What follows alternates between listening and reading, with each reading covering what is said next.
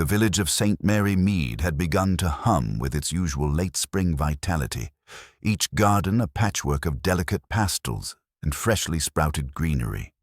The scent of lilac and hawthorn mingled with the faint tang of the nearby River Stour, carried by the soft, persistent breeze. It was, as ever, a village where nothing much seemed to happen, and for many that was precisely the charm.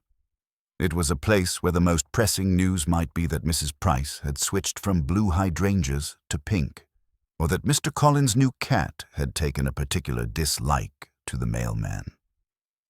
On this particular Tuesday afternoon, a small but noteworthy gathering took place at the home of Mrs. Eleanor Bartholomew, a widowed lady of considerable taste and just enough eccentricity to make her garden parties the talk of St. Mary Mead. Today's event was modest by her usual standards, a meeting of the village book club, convened beneath the shade of a sprawling copper beech. Chairs were arranged in a loose semicircle around a low table heaped with scones, delicate sandwiches, and a tiered stand of dainty cakes. The women of the village had come not only for the literature, but for the pleasure of each other's company, and perhaps a discreet discussion of the latest gossip. Miss Jane Marple arrived punctually, her small, unassuming figure moving with the practiced ease of someone entirely at home in other people's gardens. She carried a wicker basket containing her knitting and a modest assortment of homemade lemon biscuits, which she offered politely to those seated near her. Though she rarely spoke first, her eyes were observant, flicking from one guest to the next, noting the subtle nuances of posture, expression, and idle gesture. The gathering was already in mild turmoil when she arrived. Mrs. Bartholomew was fretting over the placement of her newly imported chrysanthemums. Lady Mildred Pritchard, whose laugh was notoriously loud and sharp, had already begun recounting her recent misadventure at the city's opera house, drawing polite tittering from the others. Miss Marple, unobtrusively, settled into her chair and began knitting, letting the conversations drift over her like a familiar breeze. "I simply cannot understand how you could misplace your ticket, Mildred," said Miss Olivia Cottingham, a keen-eyed spinster with a sharp tongue, "especially when you paid a small fortune for a box seat." Lady Mildred waved a gloved hand dismissively. "A momentary lapse, dear Olivia. One cannot be perfect at all times, even at the opera. Besides, I was rescued by the most charming young man." She paused dramatically, leaning forward, "who insisted I'd take his seat while he found his own. Quite heroic, don't you think?" Miss Marple's eyes twitched ever so slightly, catching the flicker of irritation behind Olivia's perfectly composed expression. She made a quiet note. People rarely lied about heroism without a motive, often to redirect attention. Conversation meandered from opera to village news, and the assembled ladies began to discuss the book for this month's meeting, a recent mystery by an author whose reputation for twist endings preceded her. Miss Marple listened as opinions clashed gently, some finding the story cleverly plotted, others insisting it was contrived. The discussion might have remained harmlessly mundane had it not been for the sudden interruption. It began with a shriek, sharp and piercing, cutting through the otherwise tranquil afternoon. All conversation halted instantly. Chairs scraped against the cobbled terrace, and the ladies leaped to their feet, startled out of their genteel composure. "Good heavens!" cried Mrs. Bartholomew, her hands clutching her chest. "What on earth?" The source of the disturbance became immediately apparent. Near the edge of the garden, beside the rose bushes, lay the motionless figure of Mr. Geoffrey Ashford, the local solicitor. His face was pale, eyes wide in a fixed, shocked expression, and his right hand rested awkwardly upon his chest. A smear of dark red marred the immaculate white of his shirt front, glinting ominously in the sunlight. Pandemonium followed naturally. Lady Mildred's shriek transformed into a series of exclamations, while Olivia Cottingham clasped her hands to her face, muttering about the impropriety of such a scene. Several women rushed to the telephone at the house, dialing the police with trembling fingers, while others hovered uncertainly, offering futile comfort. Miss Marple, however, remained seated, her knitting needles still in motion, though her eyes were keen and attentive. She observed the way the women reacted, noting the differences between true distress and performative anxiety. She observed Mr. Ashford's position, the unnatural angle of his body, the neatness of the wound, and the curious absence of any weapon nearby. Most telling, she considered the expressions of those gathered around him. Fear was evident, yes, but there was something else, a mixture of calculation and curiosity, too deliberate to be mere surprise. "It seems," Miss Marple said quietly to herself, though loud enough for only the nearest person to hear, that Mr. Ashford's predicament was entirely unexpected by everyone, or perhaps by someone anyway. Her remark went largely unnoticed amid the commotion, which suited her perfectly. Observing without interference was often the most advantageous position. She glanced around, cataloguing the people present. Mrs. Bartholomew, flustered and tearful. Lady Mildred, theatrically horrified, but scanning the group as if for someone to blame. Olivia Cottingham, composed but pale, eyes sharp and calculating, and several others, each bearing the mask of shocked civility. Miss Marple's mind began to piece together the possible dynamics of this sudden and unsettling event. A garden party was hardly a place for violence. Motive, opportunity, and temperament would need careful consideration. Yet as she surveyed the scene, she knew one thing with certainty. This was no random accident. Mr. Ashford's demise, sudden and dramatic, had been calculated, and the culprit was likely among those who now fluttered around him, speaking in hurried whispers. The distant wail of the approaching police car and the soft, rhythmic clatter of footsteps on cobblestones brought no immediate comfort. Miss Marple remained in her chair, knitting in plain sight, her mind quietly assembling the fragments of a puzzle that no one else had yet realized existed. Amid the chaos, she noted a small detail, a faint smear of soil near the rose bush that seemed oddly out of place. It would not mean much to anyone else, but to her, it was a starting point. The garden, which had moments ago been the epitome of pastoral serenity, now felt charged with tension. Conversations ceased, glances darted nervously from face to face, and the subtle undercurrents of St. Mary Mead's social hierarchy became almost tangible. Everyone knew one another here, and everyone had secrets, some minor, some deeply hidden. Miss Marple adjusted her glasses and allowed herself a small, almost imperceptible smile. The day had begun like any other, with sunshine and scones, but it would not end so simply. Somewhere among this gathering of ladies and gentlemen was a murderer, and as always, she would find them. By the time the police had arrived in their black, polished car, the garden of Mrs. Bartholomew's house had transformed from a scene of genteel leisure into one of controlled chaos. Constable Bridges, a young man with a perpetually earnest expression, attempted to assert some order, though his official authority was little match for the sheer emotional force of a gathering of anxious village ladies. "Now, everyone, please step back," he said, though his voice wavered slightly. "Give the gentleman some space. Mrs. Bartholomew, can you tell me what happened?" Mrs. Bartholomew, pale and shaking, wrung her hands over her apron. I don't know. One moment we were discussing the book, and the next, her voice broke. She looked helplessly toward Miss Marple, who had moved slightly to observe the scene with quiet detachment. Lady Mildred, ever dramatic, had stationed herself beside the garden gate, fanning herself with a lace handkerchief and casting appraising glances around the gathering. "I cannot fathom how such a thing could occur in our village. A murder at a book club of all places. It is monstrous." A murmur ran through the group, punctuated by whispers and tentative gasps. Olivia Cottingham, standing near the table of refreshments, folded her arms tightly, eyes narrowed. "Monstrous indeed, but you can see it is no accident.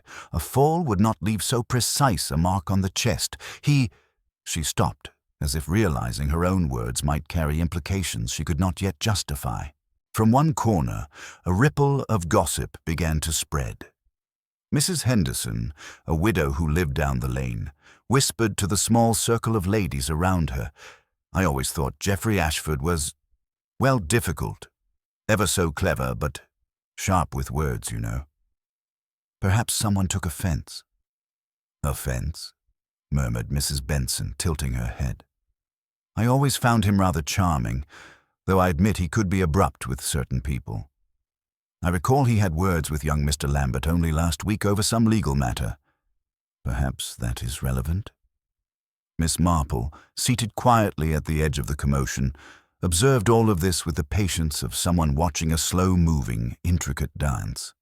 The conversations were revealing more about the speakers than about the dead man. Villagers, when nervous or curious, could rarely restrain their instinct to project motives onto others. A sharp voice broke through the gentle clamor. "We must consider the facts," said Dr. Richard Albright, the local physician who had arrived upon hearing the commotion from his surgery. "He has been struck down with a wound to the chest, which appears inflicted by a sharp instrument. The precise nature will need verification, but we can safely presume foul play." The announcement set off another round of whispers. "A sharp instrument," Lady Mildred gasped. "A knife, perhaps?" "Good heavens, who would bring a knife to a book club?" "It is unthinkable." Miss Marple allowed herself a subtle smile. Indeed, Lady Mildred's disbelief rang hollow. Those most vocally scandalized were often hiding something of their own, either curiosity or guilt. Mrs. Bartholomew, recovering slightly from her initial shock, addressed the constable. "We must not let gossip run wild. The police will investigate, of course, but the village must remain calm. How dreadful it would be to suspect one another without reason." Yet calm was precisely what St. Mary Mead could not maintain. The news traveled swiftly, carried from house to house with a combination of fascination and fear. Within hours, nearly every inhabitant knew that Mr. Ashford had died in the Bartholomew garden, and each retelling was flavored by speculation, bias, and, inevitably, self-interest.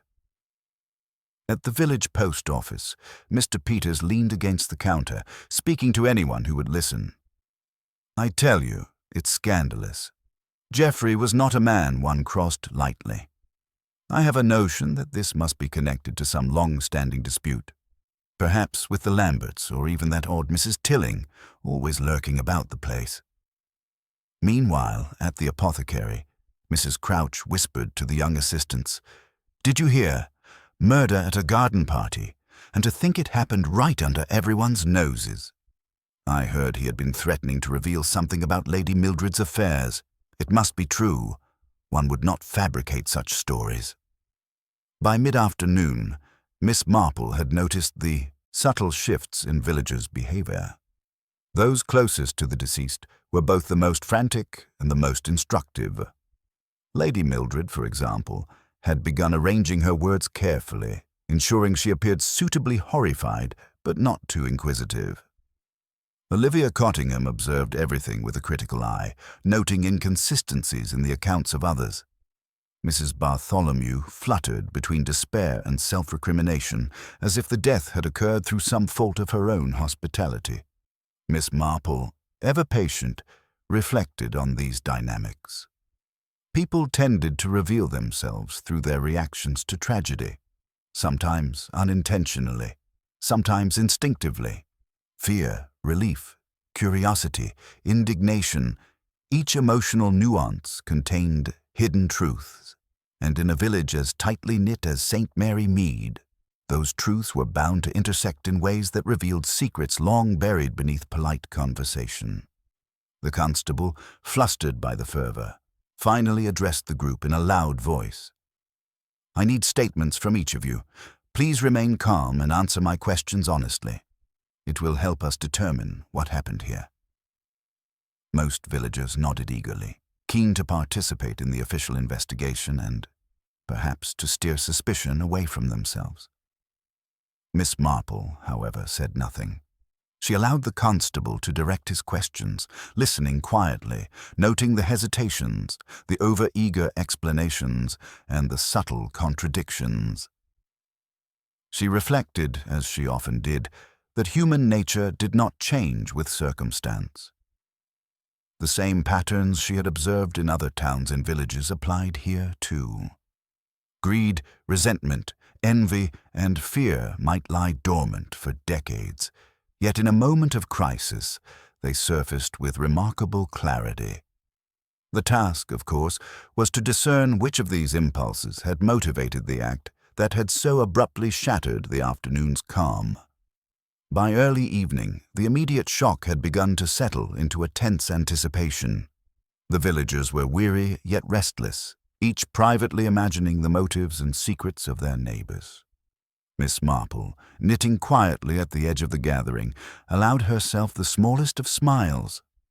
The threads of the mystery were beginning to intertwine, each one contributing to a pattern only she could discern. Amid the polite chatter, the polite speculation, and the careful observations, one thing was certain. The village of St. Mary Mead would never view a garden party, or its neighbors, the same way again. The following morning, the village of St. Mary Mead resumed its usual rhythm, though the shadows of the previous day's tragedy clung to its tidy streets like the morning mist. Shops opened, children trotted to school, and the postman made his rounds, but behind every polite greeting and forced smile lurked unease. The murder of Geoffrey Ashford was the topic of every whispered conversation, the center of each wary glance. Even those with no direct connection to the deceased found themselves pondering the implications. Who could have done such a thing, and why? At the Bartholomew residence, Miss Marple arrived early, as she often did when curiosity required careful observation. The police had cordoned off the garden, yet the cordon was more symbolic than effective, allowing the constant flow of villagers, some genuinely concerned, others purely inquisitive, to drift through the perimeter. Miss Marple, carrying her knitting basket, paused at the gate, greeting the constable with a quiet nod. "Good morning, Miss Marple," said Constable Bridges, his expression weary but deferential. "I'm afraid it's a slow process, taking statements and cataloguing everything. There's little to report so far, aside from speculation." Miss Marple smiled faintly, placing her basket on a nearby bench. "Speculation can be most revealing, Constable. Sometimes the way people interpret events tells you more about their character than the events themselves." She adjusted her knitting and continued, as though merely remarking on the weather. Inside the house, the police were taking statements, noting inconsistencies, and compiling a timeline of the previous day. Officer Reynolds, the local detective from the county town, had arrived in the early hours, bringing with him a sense of professional urgency. He was methodical, asking the same questions repeatedly and recording answers with the meticulous attention of someone trained to catch even the smallest detail. Miss Marple, seated quietly in a corner, observed everything with an unhurried gaze. She noted the expressions of the villagers as they recounted their actions and words. Lady Mildred spoke with controlled dramatic flair, as if narrating a performance, while Olivia Cottingham's statements were precise and almost surgical in their dissection of events. Mrs. Bartholomew, still distraught, frequently faltered, her hands wringing a handkerchief as she spoke. Each reaction, however small, added to Miss Marple's ever-growing mental map of motives, opportunities, and hidden resentments. It was during this process that she first noticed the subtle irregularity that would later prove crucial. While observing Mrs. Henderson recounting her version of the events near the rose bush, Miss Marple's eyes lingered on a faint trace of soil on the edge of Mrs. Henderson's otherwise immaculate gloves.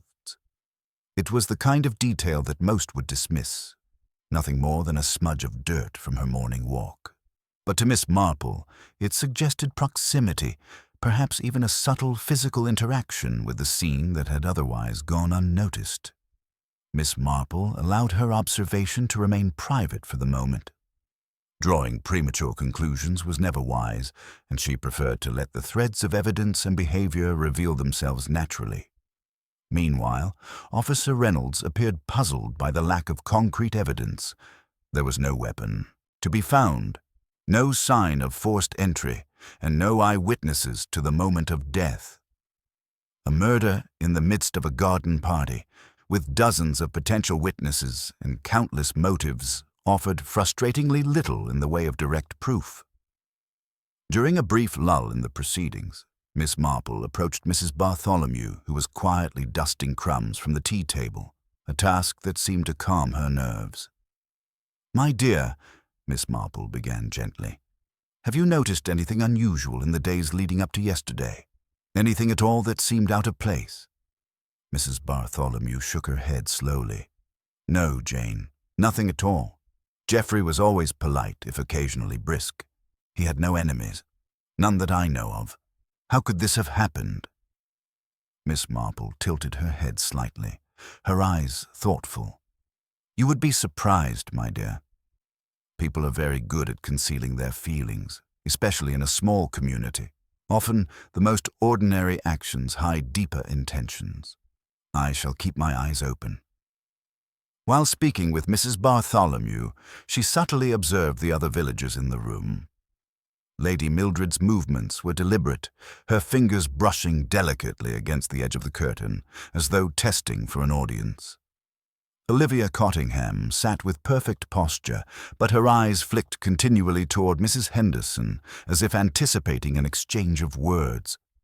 Miss Marple noted each gesture without comment, storing the impressions quietly for later reflection. Later that morning, a minor but curious development occurred. Constable Bridges brought Miss Marple a note he had found slipped beneath the door of the Bartholomew house. It was unsigned, brief and slightly smudged. Truth is rarely as it appears. Observe closely, for the smallest detail reveals the greatest deceit. Miss Marple's lips curved into a faint smile. Whoever had sent the note clearly understood, or believed they understood, the dynamics at play in St. Mary Mead. Whether it was intended as a warning, a confession, or mere mischief, she could not yet tell. But it affirmed her belief that the murderer was among those present at the garden party, watching the investigation unfold as carefully as she was. By midday, the village had become a theater of subtle observation. Conversations were tinged with caution, and villagers cast furtive glances at one another. A pattern was emerging, though only faintly. Alliances, resentments, and subtle tensions that no outsider could fully grasp. Miss Marple, however, discerned them as clearly as a gardener distinguishes weeds in a neatly tended bed. She spent the afternoon speaking with minor witnesses, quietly questioning the gardener who had prepared the grounds, the delivery boy who had brought pastries, and even the cat which had prowled among the rose bushes, leaving faint tracks near the scene. Each interaction, however trivial it might appear, contributed to the mental map she was constructing. By evening, Miss Marple retired to her small, neat cottage at the edge of the village, knitting in the fading light. She reflected on the day's observations, subtle signs of premeditation, minor inconsistencies in statements, and behaviors that hinted at concealed motives.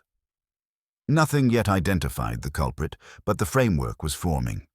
Human nature, as always, provided the most telling clues, far more reliable than physical evidence or conjecture. And somewhere in St. Mary Mead, the murderer watched, perhaps believing themselves cleverer than the quiet, knitting lady who now sat with her mind alight, assembling the pieces of a puzzle that would soon reveal the truth. By the second day following Geoffrey Ashford's death, the air of St. Mary Mead had grown taut with whispered suspicion. The village, which ordinarily delighted in gentle chatter over tea and tidy hedgerows, now hummed with a more uneasy energy. Conversations at the post office, the apothecary, and the local bakery revolved not around the usual gossip, but around one persistent question: who among them had killed Geoffrey Ashford? The police, anxious to close the case quickly, had fixated on a seemingly obvious suspect, Young Mr. Peter Lambert, a solicitor's apprentice who had recently clashed publicly with the deceased. Peter was a polite, capable young man, though somewhat impulsive, and his minor dispute with Ashford over a property settlement provided the perfect surface-level motive. Constable Bridges, eager to demonstrate diligence, shadowed Peter relentlessly, taking careful note of every movement. When Miss Marple arrived at the Bartholomew residence that morning, she found a scene of cautious formality.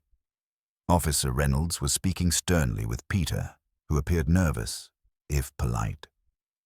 "You understand, Mr. Lambert," Reynolds was saying. "We have to consider every possible connection. Your recent disagreements with Mr. Ashford make it essential to establish your whereabouts at the time of the incident." Peter's face paled, but he remained composed. "I understand, sir," he said. "I was in my office, alone, drafting correspondence. There are, of course, records of my activity and the clients I met that day." Miss Marple, seated at a small table with her knitting basket beside her, observed quietly. She had already heard multiple versions of the property dispute, and she noted that while Peter's temper could flare during disagreement, it had never manifested in violence. His anxiety seemed genuine, born of circumstance rather than guilt. Nevertheless, the village had already begun to whisper. Lady Mildred, standing by the window with her hands clasped, tilted her head in a way that conveyed both horror and a subtle eagerness to assign blame. "One would expect nothing less from young Peter," she murmured to Olivia Cottingham, who arched an eyebrow. Olivia, ever precise, replied quietly, "Perhaps, but one should be cautious. It is far too convenient to place blame where it is most expected. Often the person who appears guilty is merely a convenient scapegoat." Miss Marple's eyes flicked toward the two ladies. Their discussion, though subtle, revealed the very human tendency to seek quick resolution, even at the expense of truth. She made a quiet, mental note.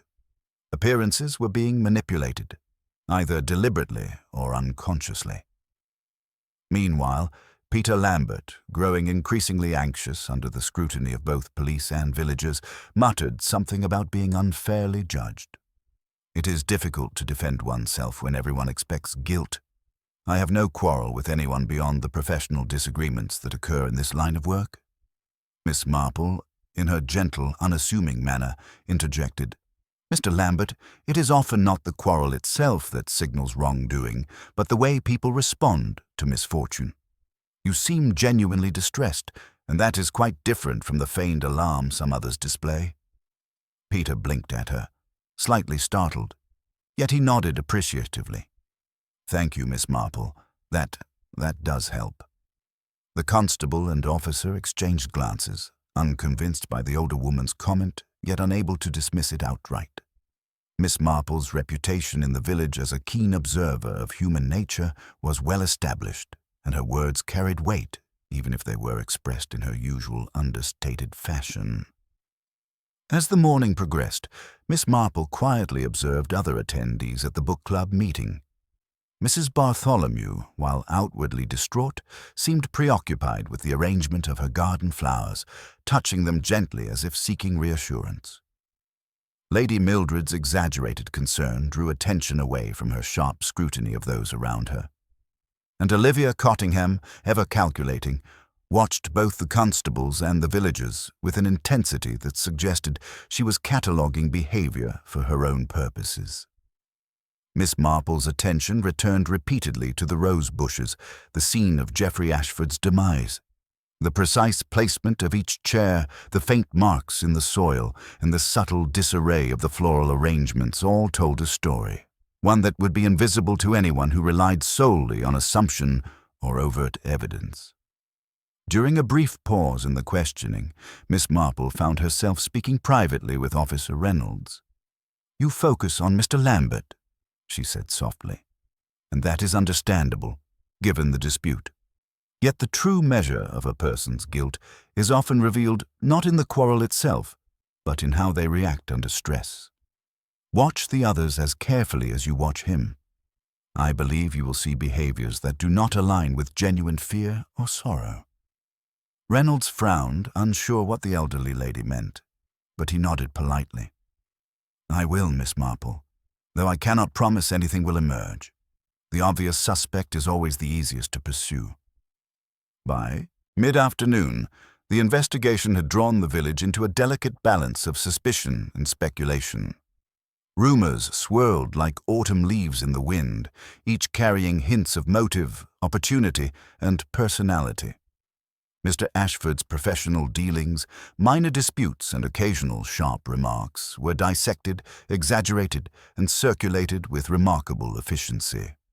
Even the delivery of small items, packages, letters, and the occasional forgotten hat became a source of subtle observation. Miss Marple noted that some villagers seemed unusually eager to ensure they were seen behaving appropriately, while others subtly avoided the areas where attention might fall. She observed the body language, the fleeting glances, the hesitation in speech, details that others dismissed as inconsequential. By evening, Peter Lambert had been temporarily cleared of immediate suspicion, though the police remained cautious. His compliance with questioning, the lack of opportunity for immediate action, and the absence of incriminating evidence had made him less likely to be the murderer in the eyes of reason. But Miss Marple was not so easily convinced. She suspected that the real culprit relied on the villagers' eagerness to find an easy answer, hiding in plain sight while everyone fixated on the obvious suspect. As dusk settled, Miss Marple retreated to her small, neat cottage, knitting quietly beside the window. Her thoughts were not with the dispute, nor with Peter Lambert, but with the subtle irregularities she had observed, the soil on gloves, the hesitation in speech, the eyes that avoided direct contact. She understood that the first suspect was rarely the true culprit, and she knew that patience, coupled with careful observation, would ultimately reveal the truth. The village of St. Mary Mead had rallied around the idea of a convenient culprit, yet Miss Marple, quietly and deliberately, prepared for a deeper inquiry. The threads of human behavior, laid bare through minor gestures and fleeting expressions, would soon guide her to the answer hidden beneath the surface of ordinary life. And she had no doubt the real murderer walked among them still, undetected, confident that the wrong person bore the blame. By the 5th day following Geoffrey Ashford's untimely demise, St. Mary Mead had settled into a peculiar rhythm. Daily life resumed its accustomed order, yet the village was infused with a quiet tension, as if each neatly kept garden and polished window pane concealed thoughts far darker than the sunshine would suggest. Conversations remained polite, measured, yet every glance, every tilt of the head, carried an unspoken question: who among us is capable of murder? Miss Marple, as always, observed quietly. That morning she arrived at Mrs. Bartholomew's garden under the pretense of offering further assistance with her flowers. The widow, grateful for the distraction, was pleased to have Miss Marple's company, though she remained troubled by the ongoing police inquiries and the whispers of neighbors who could not resist speculation. "Jane, I cannot help but feel responsible," Mrs. Bartholomew said, fussing over a petunia. "If only I had been more careful in arranging the chairs. If only I had noticed something." Miss Marple shook her head gently. "My dear, the arrangement of chairs will not protect anyone from the unpredictability of human nature. We must look elsewhere for answers. Often it is the smallest detail, the thing we scarcely notice, that is most revealing." Her words were punctuated by the distant clatter of footsteps, Constable Bridges approaching, notebook in hand, following up on minor statements from the previous day. Miss Marple gave him a polite nod, returning her attention to the garden. Her eyes, however, were alert, scanning for the inconspicuous, the subtle irregularities that most overlooked. Her gaze fell, almost by accident, to the base of the copper beech where the book club had gathered. There, among fallen petals and a slight scattering of soil, she noticed something curious. A small fragment of fabric, dark blue, barely visible against the earth. It was not the sort of thing that would attract the attention of a police officer concerned with major evidence, nor a villager distracted by gossip. Yet to Miss Marple, it suggested a story. She picked up the fragment with a gloved hand, examining its texture and weave. It appeared to be a piece torn from a sleeve or a cuff, perhaps snagged as someone moved quickly or struggled. Its presence so close to the scene of Mr. Ashford's death could hardly be coincidental. That someone had brushed against the tree or the bush while nearby was almost certain. While she studied it, Lady Mildred arrived, her entrance marked by the soft rustle of silk and a faint hint of perfume. "Jane, I simply must check on the flowers," she declared, though her eyes lingered on Miss Marple's hands. "Oh, what is that you have there?" Miss Marple held the fragment casually, as though it were merely a fallen leaf. "Just a bit of fabric I found by the copper beech," she replied lightly. "It may or may not be of interest." Lady Mildred tilted her head, a flicker of curiosity, or was it apprehension, crossing her expression.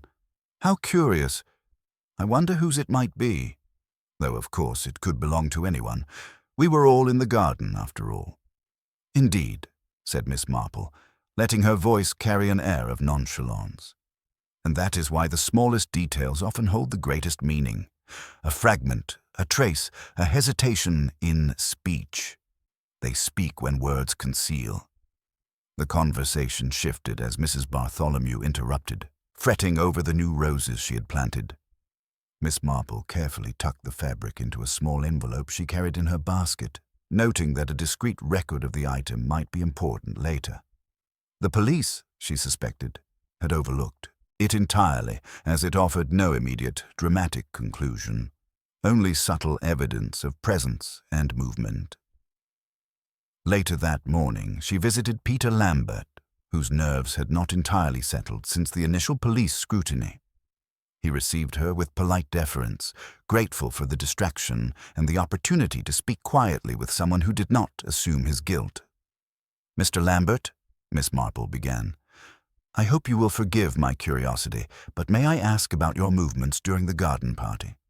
The precise spots you occupied, and whether anyone brushed past you or disturbed the arrangements." Peter hesitated, recalling the afternoon in exacting detail. "I was by the hedge, helping with the seating arrangements initially, and then I moved closer to Geoffrey when he commented on the arrangement of the flowers. I didn't see anyone approach from behind, nor did I touch the tree near the copper beech. I thought I was entirely unobserved." Miss Marple nodded thoughtfully. "I see. That is useful, though it does not yet answer all questions. Sometimes what we do not see, or think we have not seen, is more telling than what is apparent." Peter looked at her, puzzled.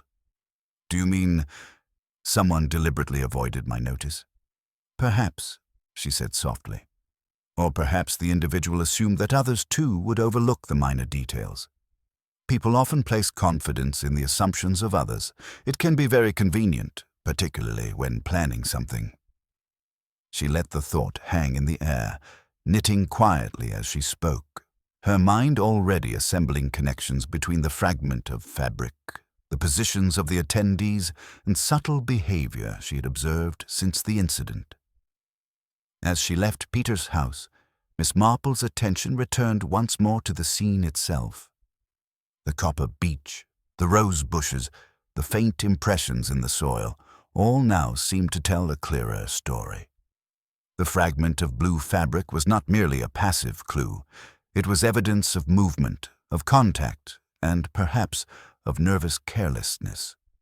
It suggested someone who had been close enough to the victim to leave a trace, yet confident enough to leave no other visible evidence. She reflected on human nature, as she often did. The murderer relied not on brute force or ingenuity, but on subtlety and the willingness of the village to accept appearances. They assumed the obvious suspect, Mr. Lambert, would absorb the attention while they remained unnoticed.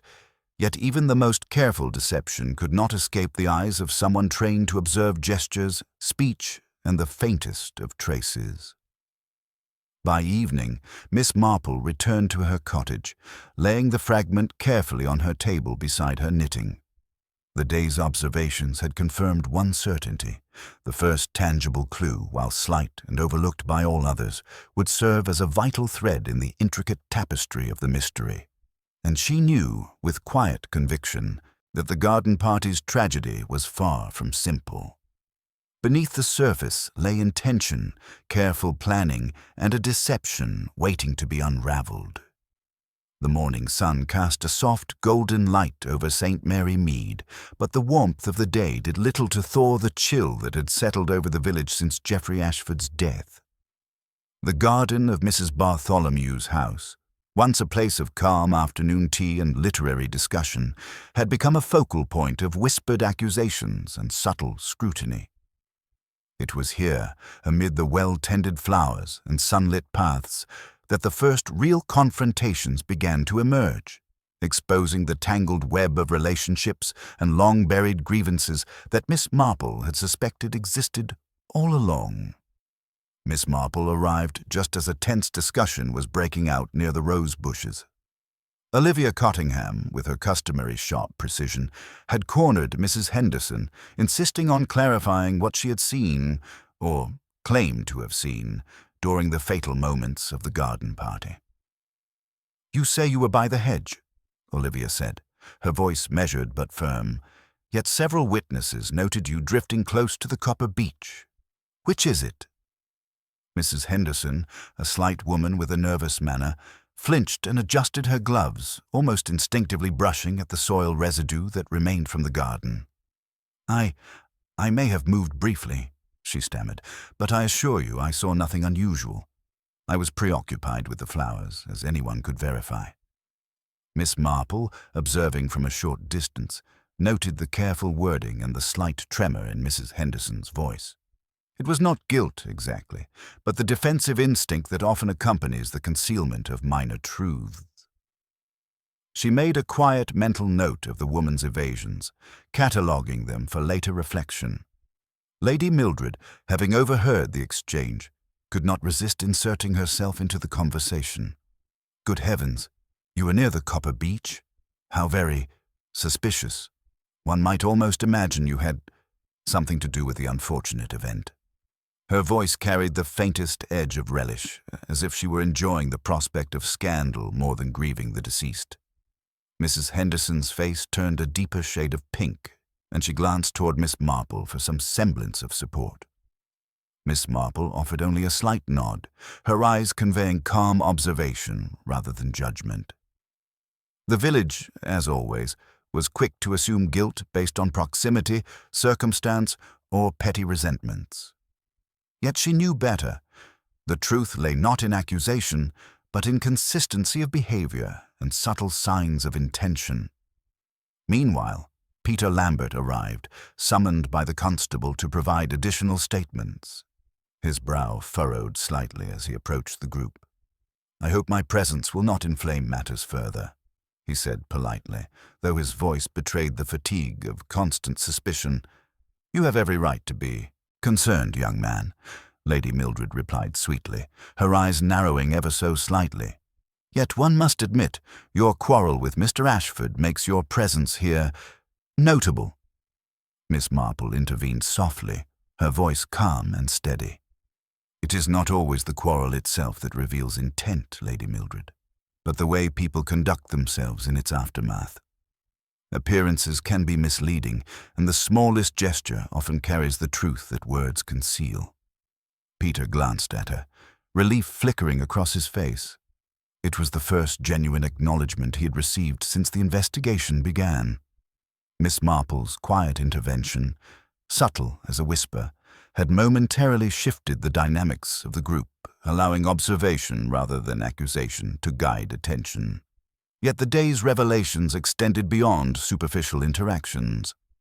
As the constables and detectives continued to gather statements, Miss Marple began to uncover deeper layers of tension among the villagers, old resentments, concealed ambitions, and delicate rivalries that now surfaced under the pressure of tragedy. She spoke with Mrs. Bartholomew in private, gently probing for background that might not be apparent in public discourse. "My dear Mrs. Bartholomew," she began, "were there ever any disputes, long-standing or recent, between Mr. Ashford and the other villagers? Even small disagreements can sometimes escalate unnoticed over the years." Mrs. Bartholomew sighed, folding her hands in her lap. "Well, there was a disagreement with Lady Mildred years ago regarding the sale of a parcel of land. Lady Mildred has never forgiven Geoffrey for insisting on the terms being fair to everyone. And then there was Mr. Hawthorne, who felt slighted when Geoffrey chose not to endorse his proposal for the village council. I never imagined these things could lead to this." Miss Marple nodded thoughtfully. "People rarely forget perceived slights, my dear. And under the right circumstances, those memories can influence actions in ways we might not predict." As the afternoon progressed, other villagers' secrets began to surface as well.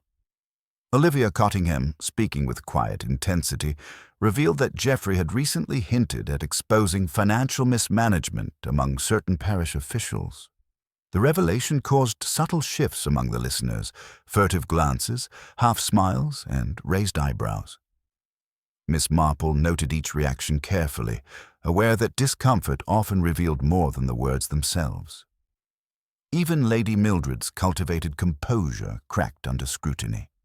A minor misstatement about the timing of events, corrected by Peter Lambert, suggested that her account was rehearsed, designed to shield her from some minor, but telling, truth. Miss Marple filed the observation alongside the fragment of blue fabric and the subtle soil marks she had previously noticed. The tension reached its peak when a heated exchange erupted between two, less prominent villagers, the Maxtons, who had been quiet observers until now. "You are suggesting that we all accept Geoffrey's word without question?" Mrs. Maxton demanded, her voice sharp. "I happen to know that he—" "Enough!" Mr. Maxton snapped, his face flushed. "There is no need to dig through the past like it is a tool to manipulate the present. We must allow the authorities to conduct their work." Miss Marple, knitting quietly at the edge of the commotion, reflected on the scene with her usual patience. Human behavior, when closely examined, revealed patterns that evidence alone could never expose. The confrontations, the slips of speech, the sudden changes in demeanor, all were threads in a tapestry she was slowly unraveling. By evening, the villagers had dispersed, their whispered speculations lingering in the air like faint perfume. Yet the day had yielded much. Old grievances had surfaced, minor jealousies had been exposed, and subtle contradictions had been noted. Miss Marple, seated by her own fire, laid out her mental map of the village, the relationships, and the behaviors. She understood that each revelation, each minor confrontation, was a step closer to the truth. The murderer, she realized, relied on the village's tendency to conceal, to overlook, and to assume. Yet every deception, no matter how carefully executed, left traces, small, almost invisible, but unmistakable to the trained eye. And so Miss Marple prepared for the next phase of the investigation. The threads were forming a pattern, subtle yet unmistakable. She would watch, listen, and wait. The truth, hidden behind layers of politeness, secrecy, and petty rivalry, was slowly making itself known. And when it revealed itself fully, the murderer would find that even the smallest gestures had betrayed them. The morning that followed the village confrontations dawned with an unsettling quiet. St. Mary Mead, normally alive with birdsong and the faint murmur of distant voices, seemed to hold its breath. The tension that had taken root in the aftermath of Geoffrey Ashford's death now deepened, like shadows lengthening across the neatly kept gardens. Miss Marple, her knitting basket in hand, made her customary early walk through the village, noting the subdued greetings and the quick, uneasy glances exchanged by neighbors who had previously been eager to assert guilt. The quiet was abruptly shattered by the arrival of a breathless messenger at Mrs. Bartholomew's house. Constable Bridges, hat askew and notebook in hand, barely managed to speak through his flustered state. "Miss Marple, you come quickly. There's..." There's something else, a letter, and—" Miss Marple's eyes narrowed slightly, her knitting basket resting against her hip as she followed the constable. Her mind immediately flicked to possibilities, a new lead, an overlooked clue, or perhaps a deliberate attempt to distract attention. As they reached the drawing room, Lady Mildred had already gathered, her expression a mix of alarm and intrigue. The letter, sealed with plain brown paper, had been found in the Bartholomew mailbox that morning. It bore no name and contained only a brief, typed message. "You are looking in the wrong place. Look closer to home." The effect was immediate. Whispers rippled through the room like a sudden gust of wind through dry leaves. Peter Lambert, who had arrived moments before, glanced nervously at the others, his brow furrowed in confusion. Mrs. Henderson clutched her gloves tightly, her knuckles whitening as her gaze darted toward the copper beech visible through the window. Lady Mildred's lips pursed, and Olivia Cottingham's eyes narrowed in sharp calculation. Miss Marple, however, remained calm, folding the letter and placing it gently on the mantelpiece. "It seems someone is eager to influence the investigation," she said quietly. "Or perhaps to test the reactions of those involved.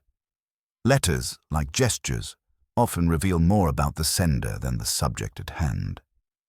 Her observation was cut short by an urgent call from the constable, a second development. In the early morning light, Mr. Hawthorne, a local businessman and occasional participant in the book club, had discovered a second, more disturbing occurrence. A small box, locked and partially hidden beneath the rose bushes near the copper beech, had been unearthed. Inside, wrapped carefully in a tissue, were several personal items belonging to Geoffrey Ashford, a silver pocket watch, a monogrammed handkerchief, and a sealed envelope containing what appeared to be private correspondence. The villagers, summoned by the news, arrived in a flurry. Lady Mildred gasped audibly upon seeing the contents, while Mrs. Henderson recoiled slightly, glancing nervously at those around her. Peter Lambert's face went pale, though not from guilt.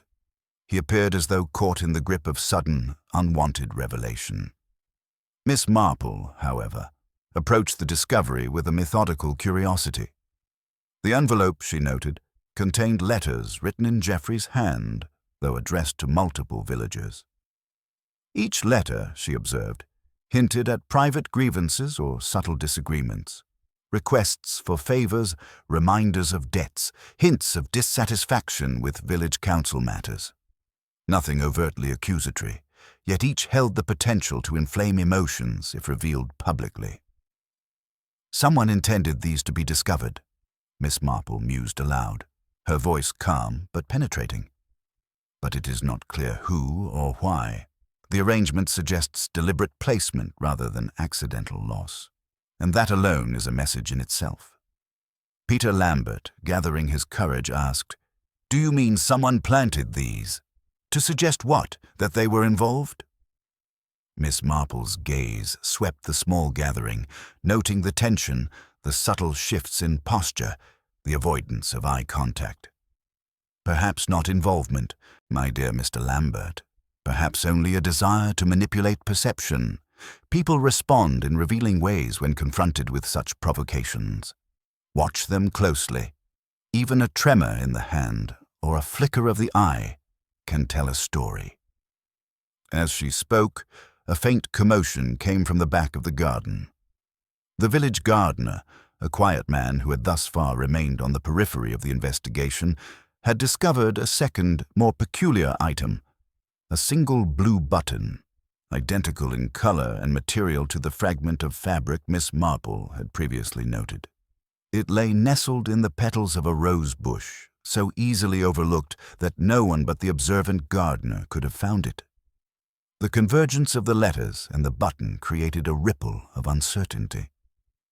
What had appeared to be a straightforward, though tragic, case of murder now hinted at something more elaborate, a network of subtle manipulations, carefully orchestrated to mislead, provoke, and perhaps conceal the true perpetrator. Lady Mildred, her composure faltering, whispered to Olivia Cottingham, "It is impossible. Someone is deliberately taunting us." Olivia's response was measured, analytical. "Or perhaps guiding us, Lady Mildred, a careful observer, testing reactions and watching who responds with fear, with anger, with deceit. We must remain cautious. Panic only serves the instigator's purpose." Miss Marple, meanwhile, examined the button closely, noting the fine stitching and the slightly frayed edge. It had clearly separated from clothing during rapid movement, perhaps a struggle, or merely a slip of haste. Combined with a fragment of fabric found earlier, it formed a subtle but telling pattern. The murderer had been present in close proximity to Geoffrey, had handled items or brushed against obstacles, yet had taken great care to avoid leaving obvious traces. By late afternoon, the new developments had reshaped the investigation entirely. Constable Bridges and Officer Reynolds found themselves questioning not only the obvious suspect, Peter Lambert, but the broader network of villagers whose motives, however hidden, could now be perceived in sharper relief. Miss Marple, seated quietly on a garden bench, knitted with her usual serenity, though her mind raced through possibilities. Who would have the knowledge, the opportunity, and the composure to orchestrate such a deceptive tableau? The new evidence, the letters, the hidden box, the blue button, suggested more than mere murder. They hinted at premeditation, at an understanding of human behavior, and at a meticulous attempt to manipulate perception. Miss Marple, as always, appreciated the significance of human psychology over the simple physical facts. The murderer was confident that the obvious suspect would absorb attention while subtle clues guided only the most careful observer. As the sun dipped below the horizon, casting long shadows across the garden, Miss Marple's thoughts were already forming patterns. She understood that the next stage of the investigation would require careful engagement, the deliberate testing of reactions, and patience to see which threads led to truth and which were mere distractions. The stage was set, the players in place, and the true murderer still walked among them, concealed by their own cunning and by the eagerness of others to see guilt where it seemed most convenient. And Miss Marple, quietly observant, prepared to watch, to wait, and to let human nature reveal what evidence alone could never uncover. The morning in St. Mary Mead was crisp and clear, yet beneath the calm, a subtle tension simmered. Miss Marple, as ever, had risen early, her routine undisturbed by the ongoing investigation. She prepared her tea with methodical care, arranging the small table near the window so that she could observe the garden, the lane, and the familiar neighbors passing by. Yet her mind was far from idle. The letters, the hidden box, and the fragments of fabric had created a lattice of observation, each detail hinting at patterns she now sought to test. Miss Marple had decided that subtlety, rather than confrontation, would be the key to revealing the murderer.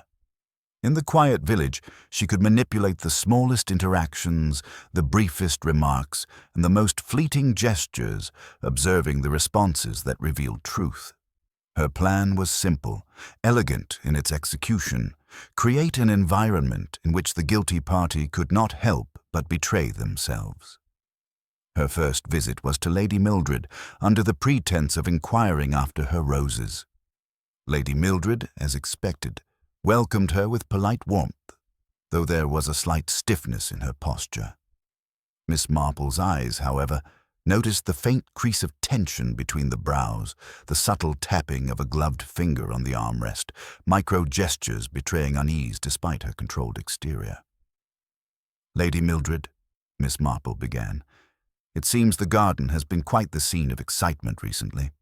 One wonders how such unexpected events can disturb even the calmest of afternoons." "Yes, indeed," Lady Mildred replied, her voice smooth, though a faint edge betrayed a careful effort to appear unaffected. "But of course, one can never predict human nature, can one?" Miss Marple's gaze lingered on the slightest tremor in her hands as she poured the tea. "No, indeed," she murmured. "People often reveal far more than they intend, particularly when confronted with circumstances that test their composure."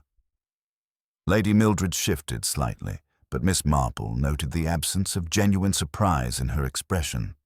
She catalogued the reaction mentally, adding it to her growing map of behavior, each detail a thread leading toward the elusive truth. Her next subtle test involved Olivia Cottingham. Miss Marple arranged a brief meeting under the pretense of discussing the forthcoming book club schedule. Olivia, analytical and deliberate in all things, responded with her usual precision, though her eyes flickered toward the door more than once, as if unconsciously measuring the presence of others. "You seem remarkably composed, Olivia," Miss Marple observed lightly. "Given recent events, one would expect such disruptions to cause some discomfort, perhaps even fear." Olivia's lips pressed together briefly, the faintest flash of irritation or anxiety crossing her face. "Fear is not always productive, Miss Marple," she said evenly. "One must maintain focus, even when circumstances are trying." Miss Marple nodded, noting the controlled response and the subtle vigilance that betrayed an underlying tension. "Indeed. Yet it is in the unguarded moments, the fleeting gestures and glances, that true intentions often reveal themselves." The final and most critical test would involve Peter Lambert, the young man whose visible distress had initially made him the obvious suspect. Miss Marple invited him to her cottage under the guise of discussing the garden arrangements at the book club, ensuring a private setting where observation could be conducted without interference. Peter arrived, polite and hesitant, glancing around with the wariness of someone constantly under scrutiny. Miss Marple, knitting quietly by the fire, spoke softly. "Mr. Lambert, I hope you do not mind my curiosity. Human reactions are so revealing, particularly when the mind carries a burden that the heart seeks to conceal." Peter shifted slightly, his fingers tightening around the edge of the chair. I do not understand, Miss Marple." "Merely an observation," she said. "A simple thought. Those who fear exposure often betray themselves in the smallest ways. A hesitation, a glance, a tremor. Even the most careful can reveal more than they intend." She offered him tea, which he accepted with a faint nod. As they sipped quietly, Miss Marple began to speak of the letters, the fragment of fabric, and the hidden box, weaving her words with deliberate ambiguity. She mentioned the possibility of multiple observers, some innocent, some perhaps less so, emphasizing the importance of consistency and the subtlety of behavior over overt evidence. Peter listened attentively, though his composure wavered slightly when she casually mentioned that one item of particular interest had been found close to the copper beech, its owner unknown, yet revealing through the carelessness of placement. His hands trembled ever so slightly as he raised the teacup, a tiny but unmistakable sign. Miss Marple's eyes, calm and unassuming, did not leave his face. She knew that the real test was not the obvious anxiety, but the instinctive reactions, the micro-expressions that escaped conscious control. Peter's responses were honest, reflecting only surprise and a touch of residual worry. He was, as she had suspected all along, innocent. Her final step was subtle. She discussed the other villagers in hypothetical terms, gently suggesting the range of possible motives, the consequences of long-held grudges, and the way human nature could betray even the most cautious. As she spoke, she observed the shifts in posture, the tightening of fists, the avoidance of eye contact. Among them, one individual displayed a flicker of recognition, a shadow of guilt in response to words phrased so innocuously they seemed irrelevant to the casual listener. Miss Marple, knitting quietly as she spoke, catalogued each reaction with methodical care. The village, she realized, had now set itself in motion toward revelation. The guilty party, confident in the obscurity of their deception, had unwittingly exposed themselves through a single, fleeting gesture, one that would, in time, unravel the careful web of lies. By evening, the testing was complete. Miss Marple reflected on the day's observations, the subtle interplay of suggestion in the responses that revealed more than words or physical evidence ever could. Human behavior, she knew, was the truest measure of intent. Lies required effort, truth manifested effortlessly, and the smallest deviations from composure were the signposts that pointed to the guilty. The stage was now set for the final confrontation. The threads had been gathered, the patterns noted, and the guilty individual, believing themselves clever, remained unaware of the silent scrutiny that had already revealed the truth. Miss Marple's quiet patience and careful observation had created a situation in which the real murderer's own behavior would betray them, not through confession, not through force, but through the inevitability of human nature. And in the stillness of her cottage, Miss Marple prepared to act, confident that the final revelation was at hand, hidden only by the smallest veil of appearances, waiting to be lifted by the subtle hand of truth. The evening had fallen over St. Mary Mead with a quiet gravity, the familiar village lanes now shadowed in the amber glow of lanterns. Within the Bartholomew drawing-room, the air was thick with anticipation. Miss Marple, calm and composed as ever, had invited the villagers under the pretense of a discussion about the book club and the recent unsettling events.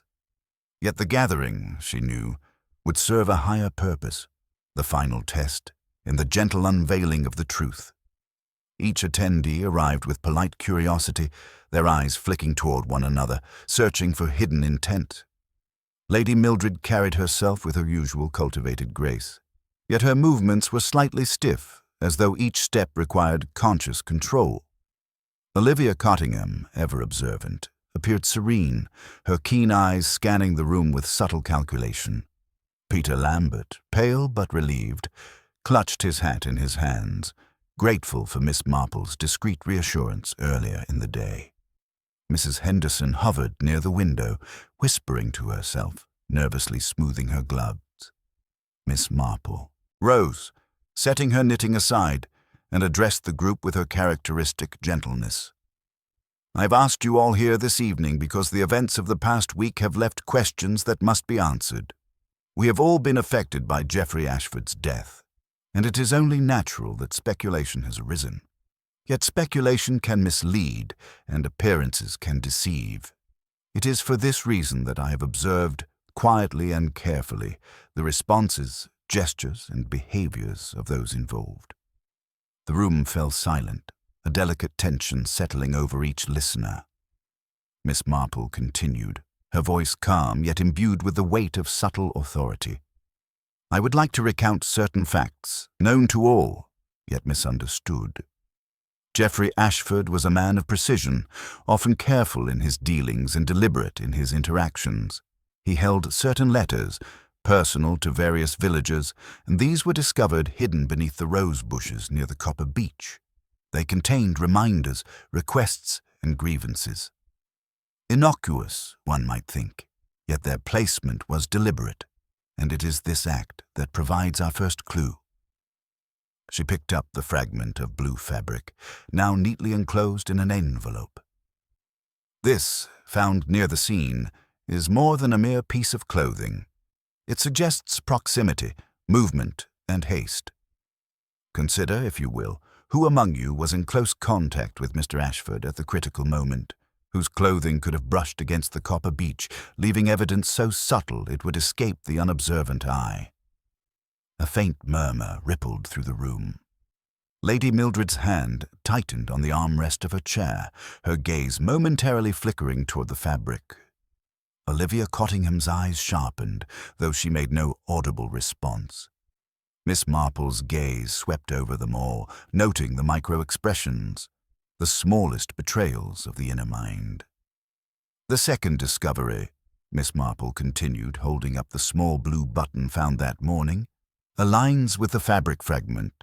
Both indicate that someone was present, engaged, and perhaps careless, leaving traces unnoticed by those who only seek the obvious. These traces, minute though they may be, reveal opportunity and presence in a way that conjecture alone cannot. She paused, allowing the significance to settle in the room. And yet, observation alone is insufficient without the careful testing of responses. Over the past several days, I've watched, listened, and noted the reactions of each of you. Subtle gestures, shifts in posture, avoidance of eye contact. All these are far more telling than declarations, explanations, or denials. Miss Marple's eyes rested briefly on Lady Mildred. Some among us may believe that careful planning, composure, and social grace can conceal intention. Yet it is the smallest, most unguarded moment that betrays the truth. A fleeting glance, a tremor of the hand, or hesitation in speech. These are the language of the mind, far more revealing than any letter or piece of evidence. Her voice softened, a quiet inevitability underlying her calm tone. And so we come to the final revelation. Geoffrey Ashford was indeed the victim of a deliberate act, not one of circumstance. The individual responsible relied on the assumptions of the village, confident that suspicion would fall elsewhere while subtle evidence went unnoticed. Yet, even in their careful orchestration, they could not suppress the telltale responses that reveal guilt. A hush descended over the room. Miss Marple's gaze, unwavering, fixed on the single individual whose reaction, above all, betrayed the inner truth. Lady Mildred's poised composure faltered for the briefest moment. A tightening of the jaw, a subtle shift in her seat, a rapid blink. That moment, unnoticed by the casual observer, spoke volumes to Miss Marple. "Lady Mildred," Miss Marple said gently, "your hands betrayed you long before your words could. The careful placement of the letters, the hidden box, the fragment of blue fabric, all point to actions taken with knowledge and foresight. You believed your refinement and social standing would conceal your intent. Yet human nature, as always, reveals what planning cannot suppress." Lady Mildred's lips parted, a faint gasp escaping, her mask of composure slipping. I do not understand," she whispered, though her voice carried the tremor of realization. Miss Marple continued, methodically explaining how the pieces fit together. The fragment of fabric, your sleeve caught against the copper beech during your visit to the garden, was overlooked by all but the observant. The blue button, found beneath the rose bush, confirms your presence at the critical time. The letters, arranged carefully to mislead suspicion, reveal deliberate planning. Your careful manipulation relied on the village's eagerness to place blame elsewhere, yet even confidence cannot escape the language of human behavior. Lady Mildred's shoulders slumped, the weight of exposure settling upon her. I did not think anyone would notice." Miss Marple, with her characteristic gentleness, nodded. "Intentions may be hidden, Lady Mildred, but actions always leave traces. And in a village such as St. Mary Mead, nothing escapes the quiet scrutiny of those who observe without judgment, who listen without accusation, and who note the smallest of details." The room remained silent, each villager absorbing the revelation. Relief mingled with shock, understanding mingled with lingering disbelief. Peter Lambert, freed from suspicion, allowed a faint smile of gratitude. Olivia Cottingham regarded Miss Marple with new respect, and Mrs. Henderson breathed a quiet sigh of relief. Miss Marple, seated again with her knitting, reflected softly. The truth, though now exposed, had required patience, careful observation, and an understanding of human nature that went beyond letters or fragments. The murderer had been revealed not through force or confrontation, but through the inevitability of behavior, the subtleties of gesture, and the unspoken language of guilt.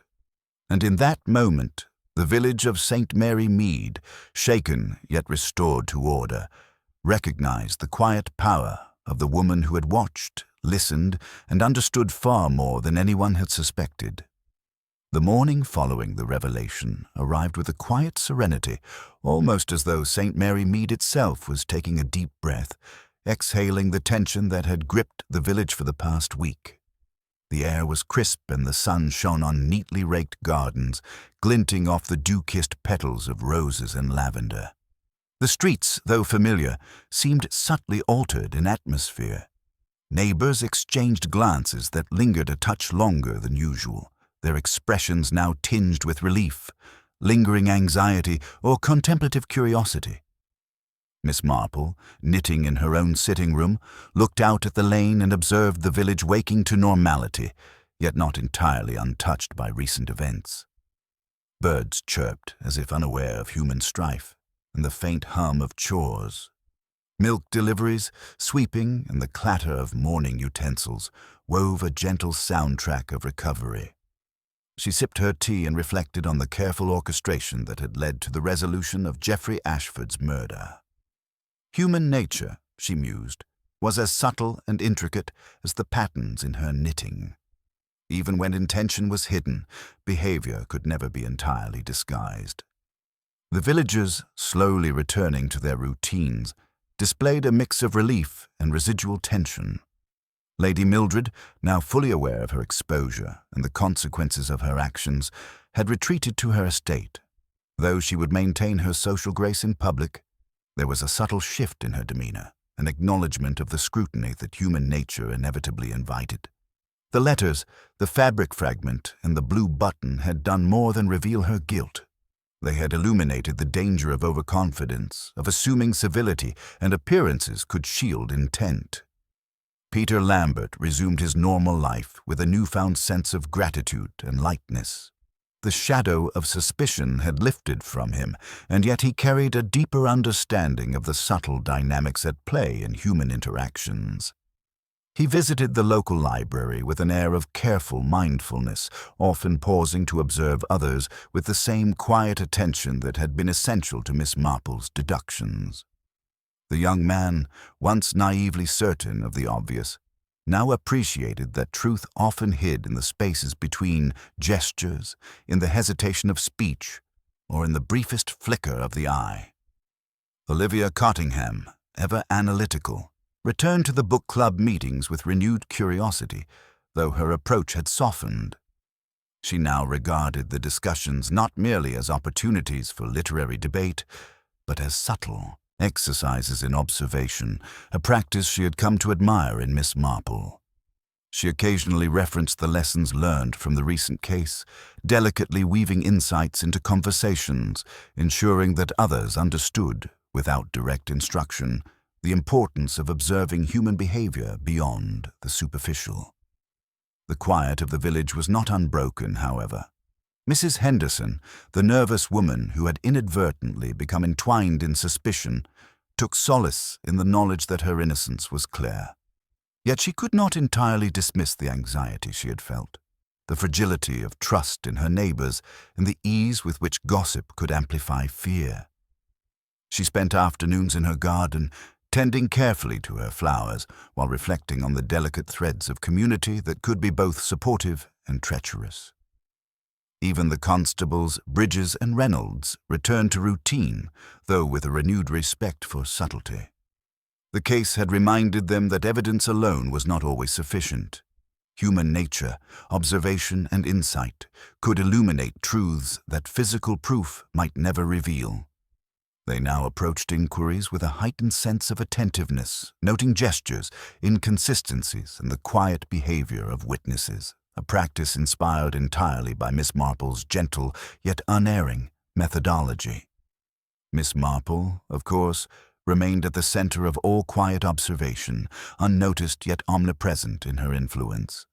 She spent her days knitting, walking through the village lanes, and visiting neighbors under casual pretexts, all the while cataloging behavior with her usual patience.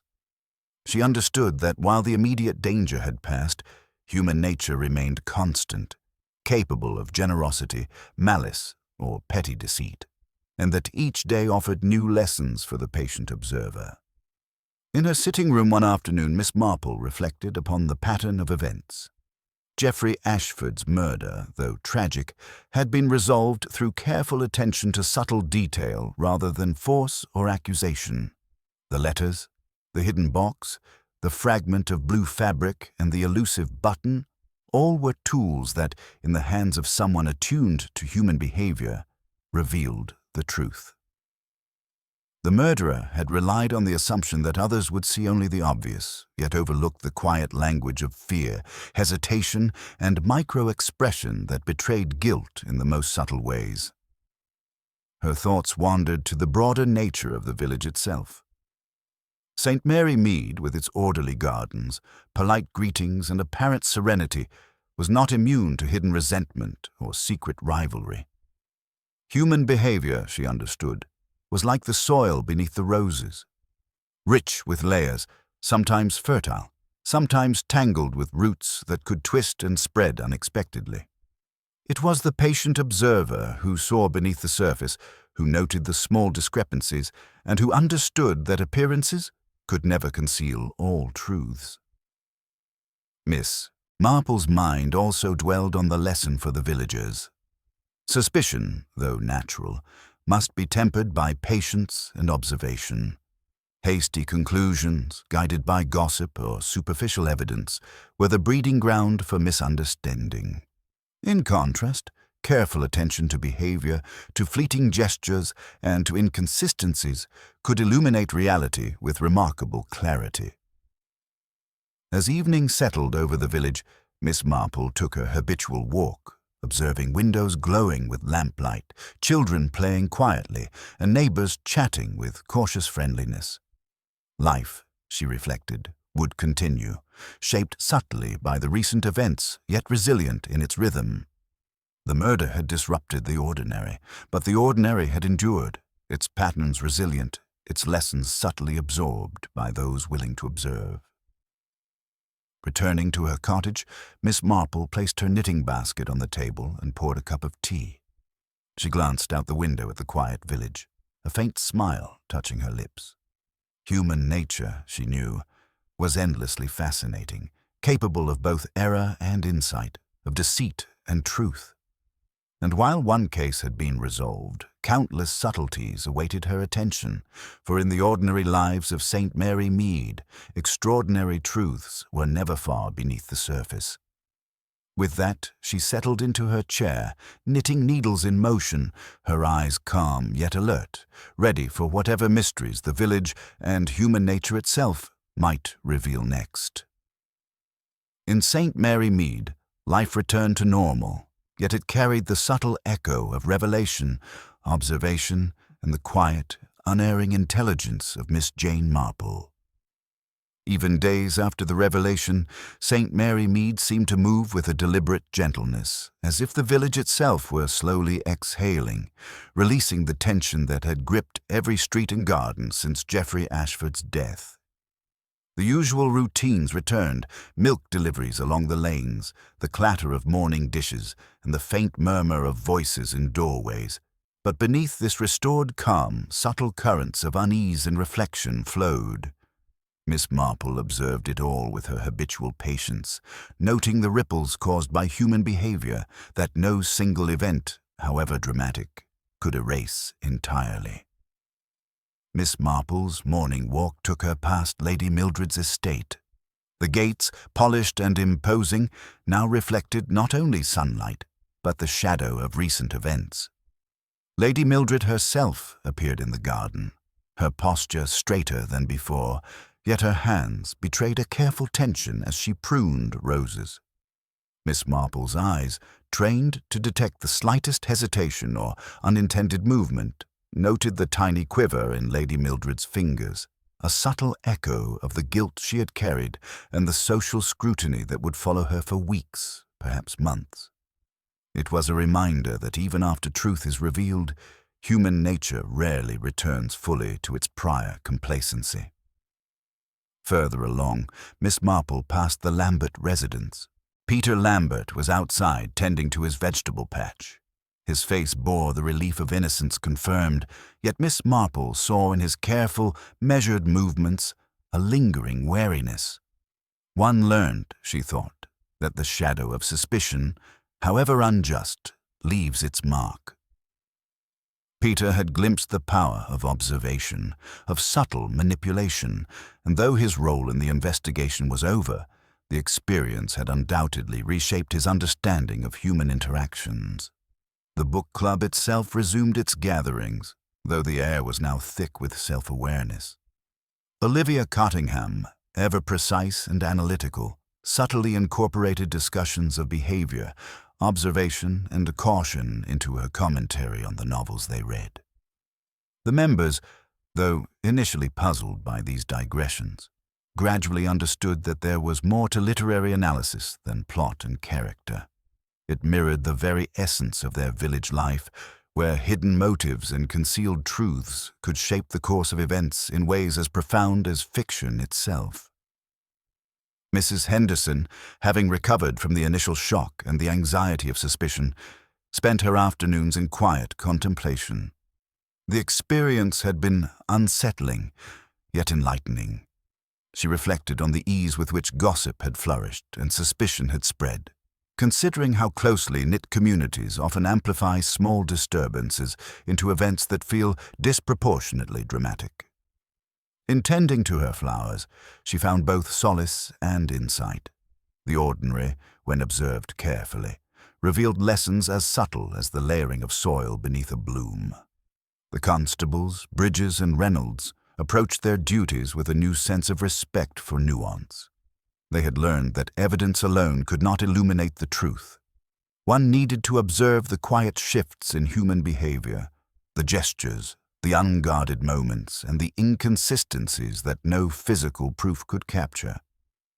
Miss Marple's influence, though unobtrusive, had fundamentally altered their understanding of investigation. They now approached each query with patience, attentive to more than mere testimony, aware that human behavior often spoke louder than words.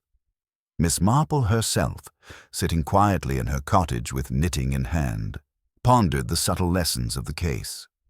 The murder, though resolved, had revealed profound truths about the villagers she had watched for so many years. Human behavior was, she noted, a layered tapestry. Fear, pride, greed, and affection interwove seamlessly, and the visible patterns often concealed the most significant threads. The challenge lay not in uncovering a single act of wrongdoing, but in discerning the broader interplay of motives, reactions, and concealed intentions. In conversation with Peter Lambert one afternoon, Miss Marple offered a gentle reflection. It is remarkable, is it not, how people can be misled by appearances? Even the most careful observer can be deceived if they rely solely on what seems obvious. Peter, brushing soil from his hands, nodded thoughtfully. I understand that now, Miss Marple. I thought I saw the truth clearly, but I did not realize how subtle actions, the smallest gestures, could reveal so much more than anything anyone says. Indeed, my dear, Miss Marple replied softly. Words can be controlled, but behavior, however slight, often escapes our attempts at concealment. And in the end, it is those small, unintended signals that illuminate what the mind seeks to hide. Lady Mildred, despite her social position and refined composure, continued to feel the lingering weight of exposure.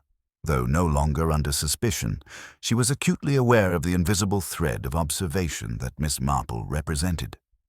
Every gesture, every word seemed measured now against the possibility of scrutiny, an echo of the truth that even when appearances suggest control, human nature remains revealing.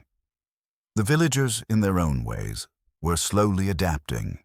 They carried with them a heightened awareness of perception, the subtle power of observation, and the realization that secrets, even long buried, cannot remain entirely concealed. The murder had been a catalyst, not only for justice, but for reflection, a reminder that the ordinary world held layers of complexity as intricate as the most meticulously plotted novel.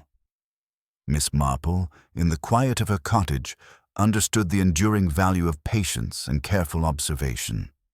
The case had concluded, yet the lessons remained.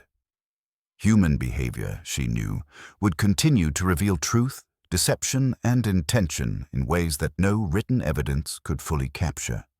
She would continue to watch, to listen, to note the smallest gestures, confident that in St. Mary Mead, as in all human communities, the truth was always present for those willing to see it.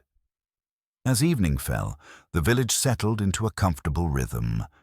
Lanterns glowed in windows, chimneys emitted thin streams of smoke, and the familiar peace of rural life returned, tempered now by the quiet knowledge that beneath polite conversation and well-tended gardens lay the profound complexity of human nature. Miss Marple, her knitting complete for the day, looked out over her garden, content in the certainty that, while mysteries may arise, the observant eye, the patient mind, and the understanding heart would always discern the truth in the end. In St. Mary Mead, life had resumed its familiar patterns, yet the subtle lessons of the past week would linger, the awareness of motives, the power of observation, and the quiet but unerring presence of Miss Jane Marple, whose gentle mind had revealed what even the keenest eyes might overlook. The evening air in St. Mary Mead carried a peculiar stillness, soft and almost reverent, as though the village itself had exhaled a week's worth of tension. Lamps glowed warmly in cottage windows, illuminating tidy gardens and familiar pathways. The village had returned, outwardly, to its routine, yet the events of the past week had left subtle, almost imperceptible ripples in its fabric. Each villager moved with a quiet consciousness of the fragility of appearances and a newfound awareness that beneath the calm exterior, human nature is rarely as simple as it seems. Miss Marple, seated in her own sitting room, her knitting paused beside her, allowed herself a moment of contemplative reflection. The case, concluded with the revelation of Lady Mildred's culpability, had provided not only justice for Geoffrey Ashford, but a subtle lesson for the entire village. She sipped her tea and observed the flickering shadows cast by the lamplight, noting how even in the most ordinary settings, complexity often lurked beneath the surface. She thought first of Lady Mildred, who, despite her social refinement, had been undone by precisely the qualities she had sought to use as a shield: composure, grace, and the careful orchestration of appearances. Miss Marple reflected on the irony that those who believe themselves most capable of concealment are often the most vulnerable to exposure, for human nature, she had observed countless times, rarely allows deceit to remain wholly hidden.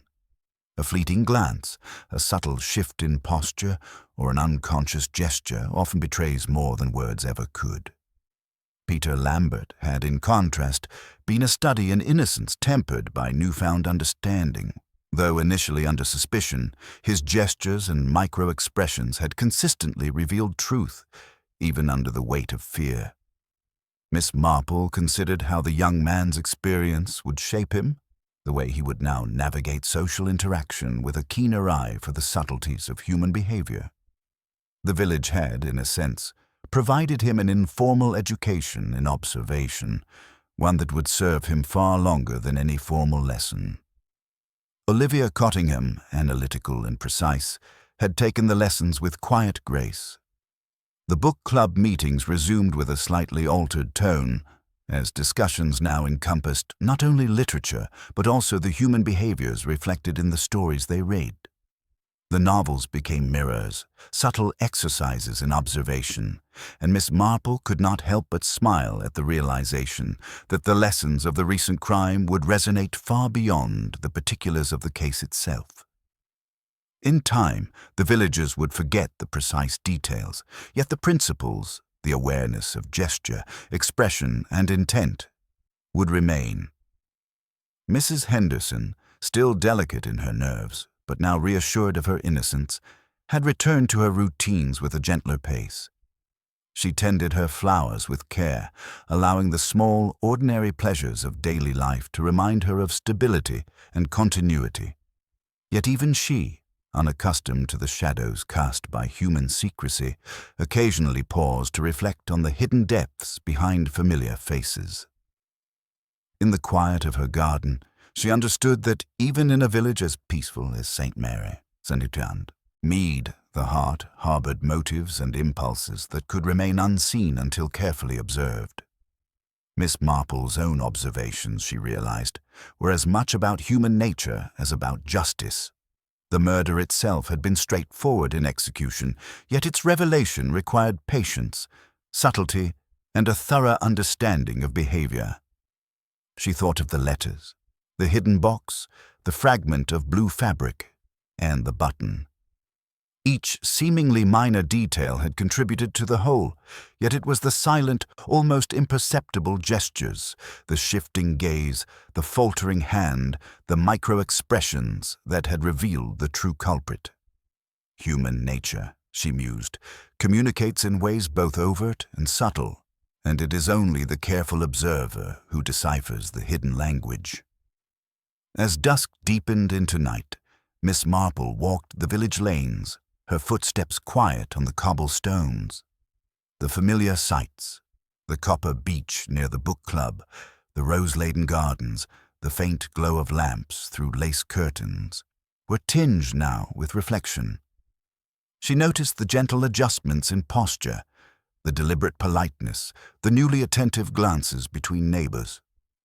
Life had resumed, yet all had been subtly transformed by the awareness that observation, patience, and discernment could illuminate truths far beyond what casual inspection might reveal. Miss Marple paused near the small village green, allowing herself a moment to survey the quiet scene. Children had returned to play, their laughter light and unconcerned, while adults exchanged polite conversation, now shaded with understanding and caution. The village had endured disruption, yet resilience was evident in the ease with which ordinary life reasserted itself. She reflected that disruption, while unsettling, often sharpens perception and strengthens the bonds of awareness among those willing to notice. Returning home, Miss Marple settled into her favorite chair by the window, knitting needles in hand. The village was hushed, each home glowing faintly against the night sky. She thought again of Geoffrey Ashford, a man whose life had been cut short, yet whose presence had revealed the complex dynamics of his neighbors. The lesson, as ever, was not only in punishment or retribution, but in understanding, the capacity to observe, interpret, and recognize the underlying currents of human behavior. Even in the stillness, Miss Marple's mind catalogued the subtleties she had witnessed, the tremor of Lady Mildred's hand, Peter Lambert's tempered innocence, Olivia Cottingham's analytical precision, and Mrs. Henderson's cautious reflection. Each moment had contributed to a larger mosaic of understanding. Justice had been served, but knowledge, patient, unobtrusive, and quietly penetrating, had been the true resolution. Finally, she set down her knitting, allowing her eyes to rest on the quiet village beyond the window.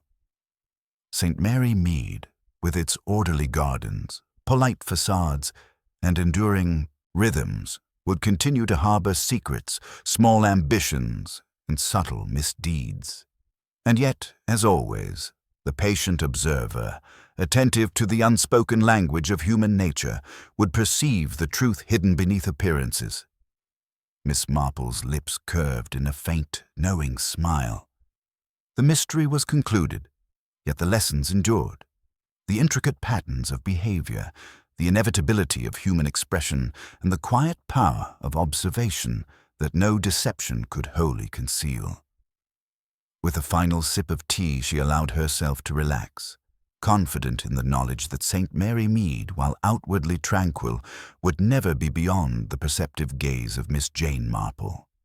And so, under the soft glow of the evening, the village rested, life resumed, and the gentle, unerring intelligence of Miss Marple remained, vigilant, patient, and quietly triumphant.